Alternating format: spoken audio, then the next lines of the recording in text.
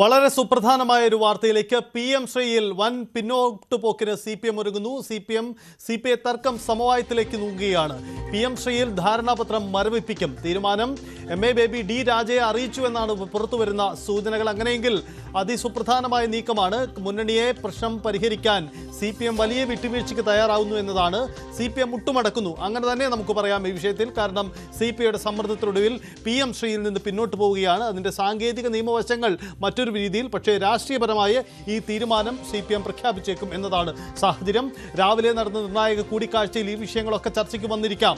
മുഖ്യമന്ത്രി MA baby, ഒപ്പം തന്നെ CPM സംസ്ഥാന സെക്രട്ടറി ഇവരടക്കം അവർ നടത്തിയ ചർച്ചകൾക്കൊടുവിൽ ഇത്തരമൊരു തീരുമാനത്തിലേക്ക് വന്നിരിക്കുന്നു എന്ന് കരുതാം. അങ്ങനെയെങ്കിൽ വമ്പൻ പിന്നോട്ട് പോക്കാണ് PM ശ്രീയിൽ.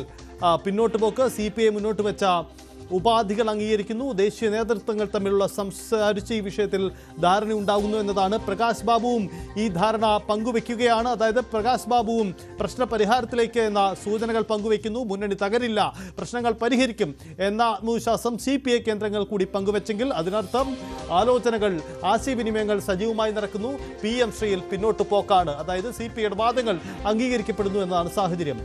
VV അരുൺ ഉണ്ടെന്ന് കരുതുന്നു. അരുൺ, വലിയ പിന്നോട്ട് പോക്കാണ്, വലിയ ട്വിസ്റ്റാണ് സംഭവിക്കുന്നത്. എന്താണ് ഈ ആലോചനകൾ, നീക്കങ്ങൾ? ഇത് പങ്കുവെച്ചു കഴിഞ്ഞോ CPIയുമായിട്ട്?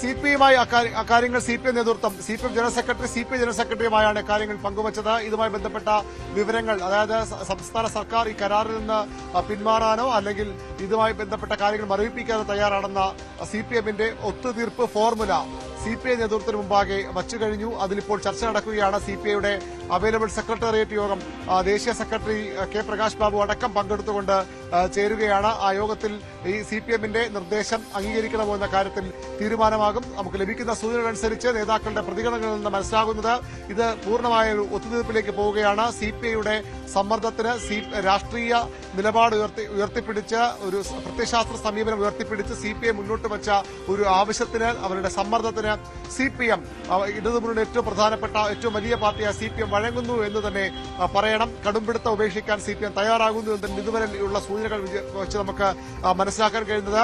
നമ്മൾ രാവിലെ മുതൽ റിപ്പോർട്ട് ചെയ്യുന്നതുപോലെ CPIയുടെ ഒരു ആവശ്യം അത് തന്നെയായിരുന്നു.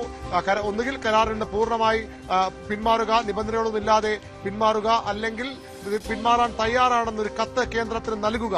അതായിരുന്നു CPIയുടെ ആവശ്യം. ആ ആവശ്യത്തിലേക്കാണ് കാര്യങ്ങൾ ഇപ്പോൾ എത്തി നിൽക്കുന്നത്. CPIയുടെ പ്രധാനപ്പെട്ട നേതാക്കളൊക്കെ ഇവിടെ MN സ്മാരകത്തിലുണ്ട്. അവരുടെ അവൈലബിൾ സെക്രട്ടേറിയറ്റ് യോഗം ചേരുകയാണ്. ആ യോഗത്തിനൊടുവിൽ ഒരുപക്ഷെ ഒരു തീരുമാനം അവർ പ്രഖ്യാപിച്ചേക്കാം.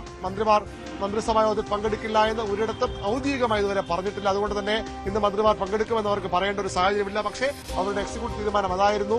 അനുകൂലമായ നിലപാട് CPMൽ നിന്ന് മുന്നണിയിൽ നിന്നുണ്ടായില്ലെങ്കിൽ മന്ത്രിമാർ ഇന്ന് പങ്കെടുക്കില്ല എന്നുള്ളത് തന്നെയായിരുന്നു. മന്ത്രിമാരെ പിൻവലിക്കാനടക്കം കടുത്ത നടപടികളിലേക്ക് പോകാനും നേരത്തെ ആലോചനകൾ വന്നിരുന്നു. ഏതായാലും ഇപ്പോൾ ലഭിക്കുന്ന വ്യക്തമായ സൂചനകൾ, വ്യക്തമായ വിവരങ്ങൾ നേതാക്കളിൽ നിന്ന് മനസ്സിലാകുന്നത് ഇതൊരു ഒത്തുതീർപ്പിലേക്ക് തന്നെ, സമവായത്തിലേക്ക് തന്നെ എത്തുകയാണ്.